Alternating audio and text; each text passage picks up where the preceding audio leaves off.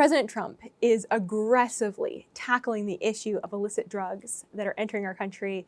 And drug czar Sara Carter, you're the director of the White House Office of National Drug Control Policy. You are on the front lines of this fight. So as we begin the conversation today, I would just love to hear from you, Director Carter, how the Trump administration is taking a really unique, maybe you could use the word unprecedented and non-traditional approach to tackling the drug cartels and keeping illicit drugs out of the United States. Well, first of all, thank you so much for speaking to me, coming here. And you're right, I work for probably the most important, if not the greatest, president in modern political history.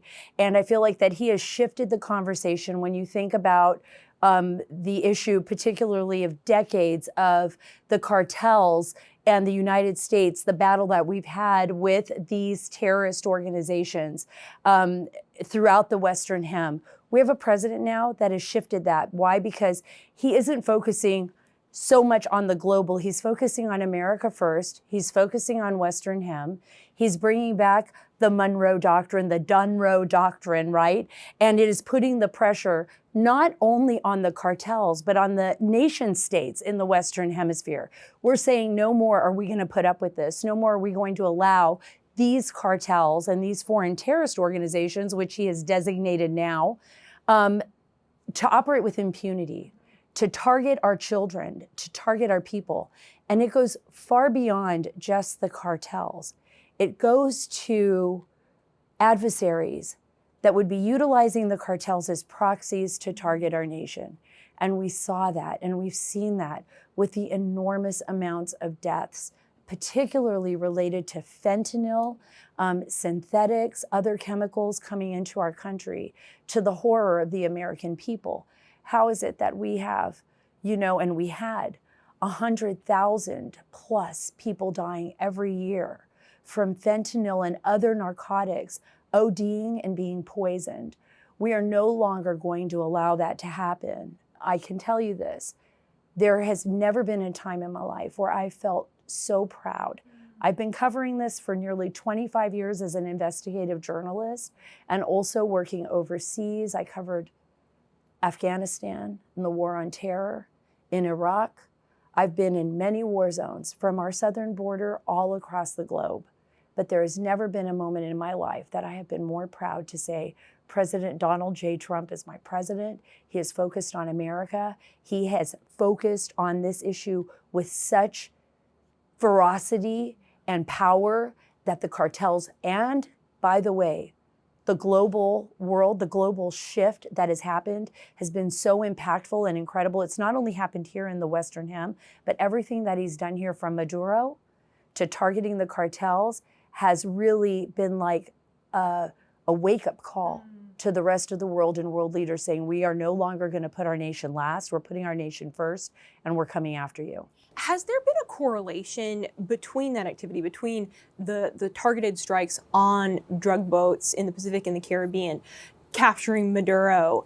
Have we seen that those very targeted specific actions have led to a decrease in drugs arriving at U.S. ports, at the southern border? We've seen a significant decrease. Fentanyl has dropped more than 53% through the southern border. We're seeing a significant decrease not only in human trafficking, but in narcotics. And we are sending a message with kinetic strikes. We had just the most recent kinetic strike on Friday. We're taking out these cocaine boats. We know that a lot of the cocaine and a lot of the narcotics that have come into our country, both methamphetamine, because the cartels aren't going to stop at fentanyl. If they can't get the fentanyl in, and which they're having a very difficult time in, it's becoming much weaker now, they're going to try to find new routes, new points of entry into the United States. So we are continuing to target with Operation Southern Sphere. We are continuing to take out these boats. We're sending a very strong message to the cartels with the recent killing of El Mencho in particular, working very closely with our Mexican partners. So yes, we have seen a shift, and we're seeing that shift not only in nation states or narco states or places where the cartels have operated, like I said, with impunity, but across the globe, where we've seen people stand up in Iran and in other parts of the world where we can see geopolitical shifts like we've never seen before, particularly with what we did with Maduro. What an incredible operation. And that operation sent a message loud and clear also to Cuba and to other places within the Western Hem. Like, hey, are you going to join us in fighting for freedom and liberty? Or are you going to continue to operate the way that you do with a criminal network, locking down your people, shackling them, and not allowing for freedom? And by the way, when that happens in the Western Hem, it endangers all of us, particularly the United States of America, right?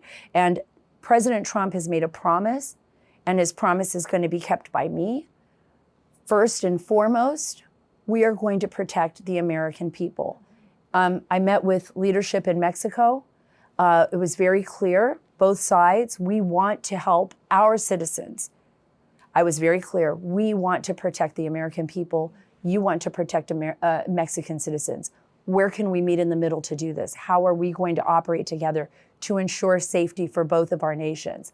And we were able to have incredible bilateral talks. Why? Because Mexico understands how serious we are.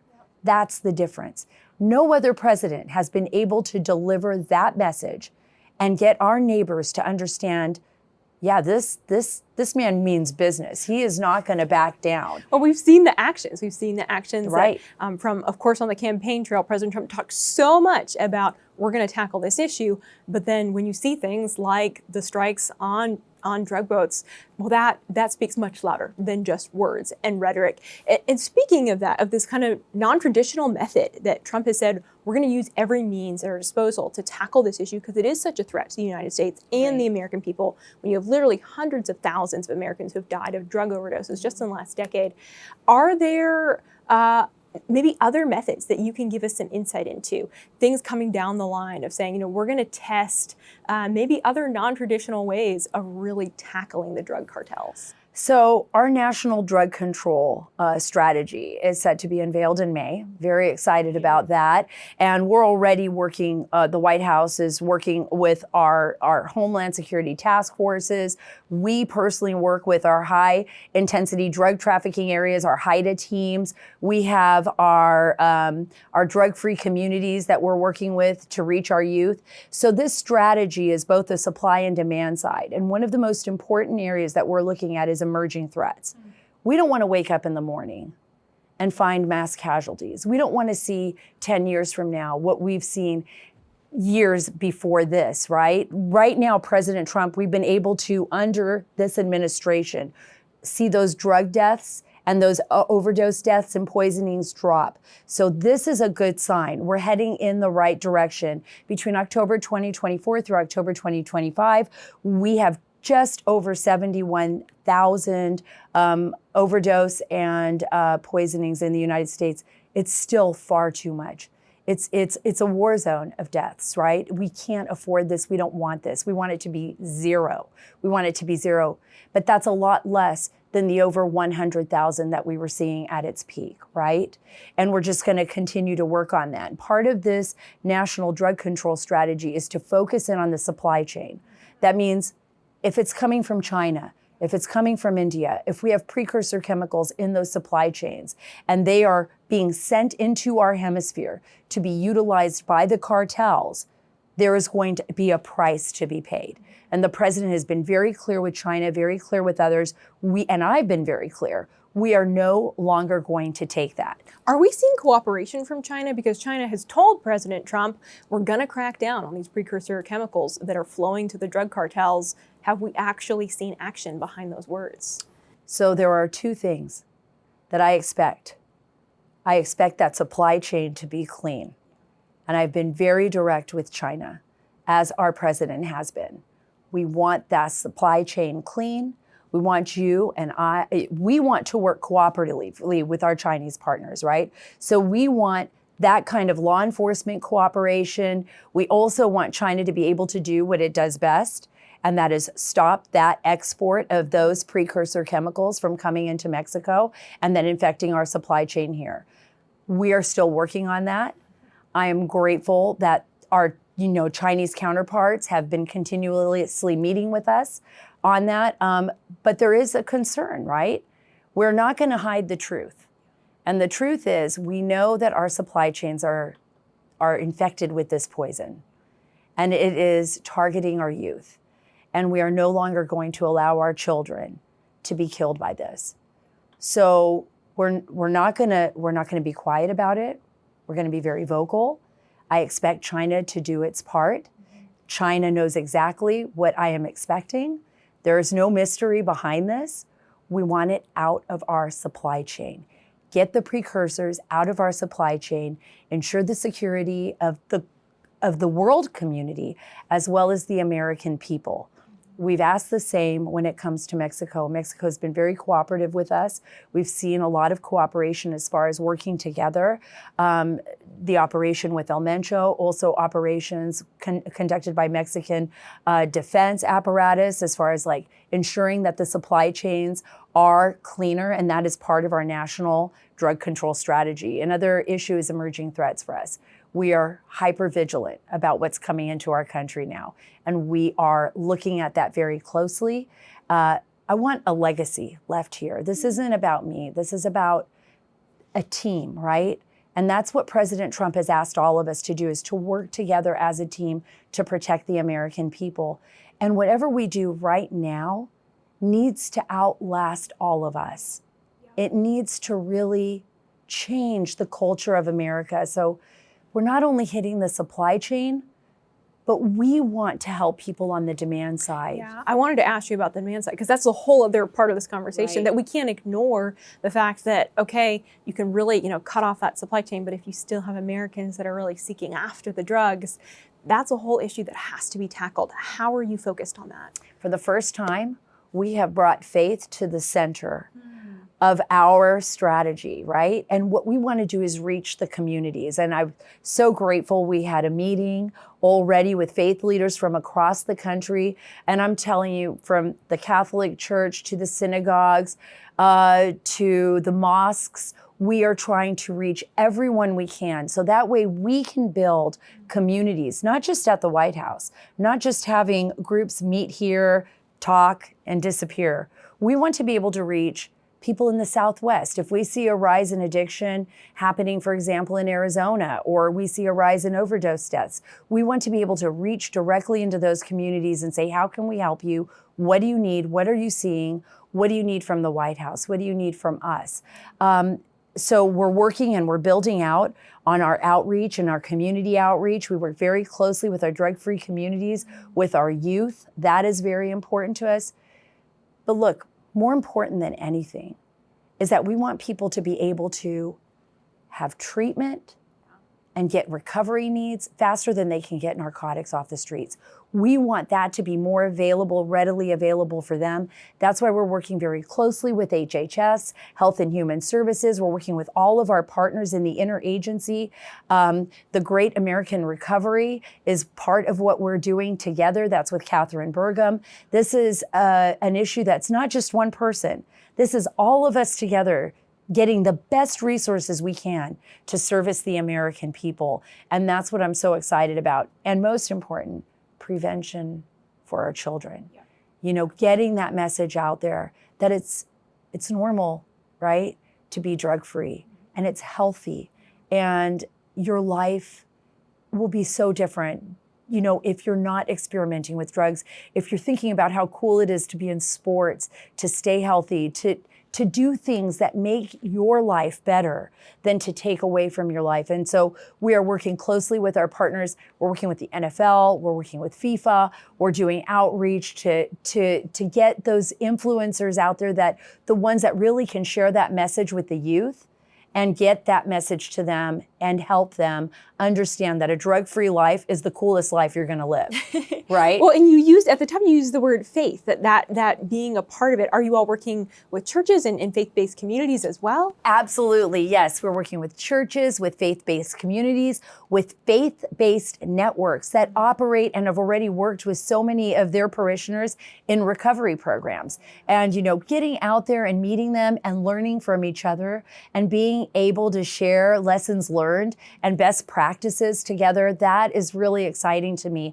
And they were saying for the first time, and in fact, we had our meeting earlier this morning, our first major meeting, and they were saying this is so exciting for them because they're hearing ideas that they would have never heard from, from different faith-based beliefs. I mean, we have, in New York City, for example, there's a mosque that's working with children in private schools, a Muslim school working with kids on recovery. We're working with the Catholic diocese. We're working with, non-denominational Christian-based communities. We're so excited about that.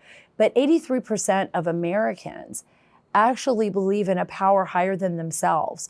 Why wouldn't we be working with our faith-based communities to do this outreach, to really bring treatment, recovery, and faith as one for them, right? We're not keeping anyone out. We're saying we want to do what's best for the American people. Let's make that happen. Yeah. On an issue that tackles, I think, both the supply and demand side of this is you have been working with social media companies to say, hey, we need to crack down on the sale of illicit drugs, especially to our young people on social media, where we're seeing young people targeted on those platforms. How is that initiative going? What is the response you're receiving from those social platforms? I think it's been great. Look, it's one step at a time. We had a social media roundtable. We were so excited about that. We got input from all of our social media partners, X, YouTube, everyone you can imagine, even our smaller ones like Reddit. Everybody showed up at the table. Everybody shared best practices. These companies can't exist without the buy-in from American families, right? I mean, and they know this. And they also know that their platforms are being taken advantage of by the worst of the worst. So how do we work together to protect our children, right?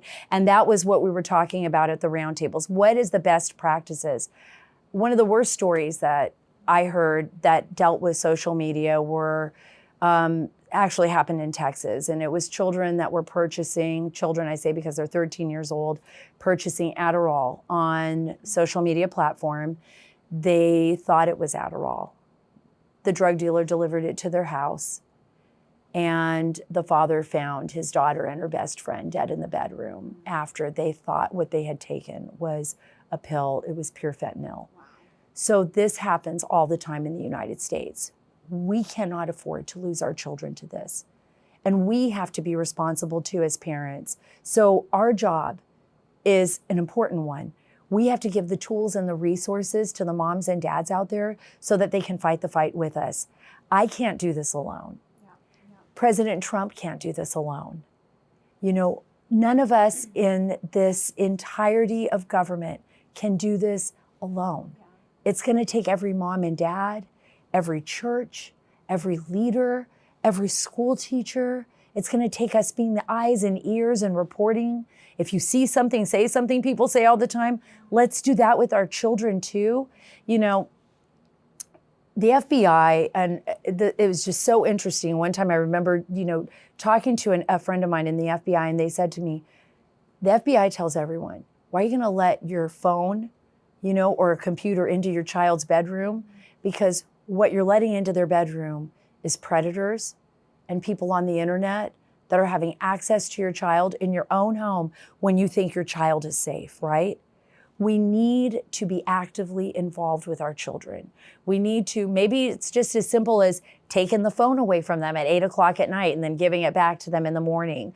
And also insisting that these social media is as responsible too for the content that they're providing our children. But that requires talking. That requires communication, right? Between us and them, not pitting each other against each other, but working together to find those common solutions so that we can solve those problems. Our children, and frankly, our citizens, are our greatest resource, right? Absolutely. That's it. That's future generations. That's the salvation of this nation. Why are we going to acquiesce that to the worst criminals of the world, to enemies of our state that do not want to see us succeed? Our job is to fight back and to fight for our children. And our children need to know that. Our children need to know that we love them enough to stand up for them and fight for them. And I believe that through social media, we have a tool there as well that we can use to reach out to our kids. So we're doing that here at ONDCP. We've worked with our social media teams. We're trying to get the message out as best we can. We're figuring out where will we have the most effect, right, on our kids. And I'm excited about that because we've got a lot planned for the future. We're also working with our partners believe it or not, in Mexico. We're working on bilateral talks to message together. So this is going to be different. This is a Western Hemisphere approach. How do we protect our children? How do we do this together from a Western Hemisphere approach? And that's what I'm so excited about. It has to be that partnership in order to tackle something this big. Well, Director Carter, thank you for inviting us into your office today. We so appreciate your time, the work you're doing to tackle such a massive issue that is literally the future of our nation. So thank you for the work you're doing. Thank you. I appreciate it so much. Thank you for having me here. Of course. Thanks.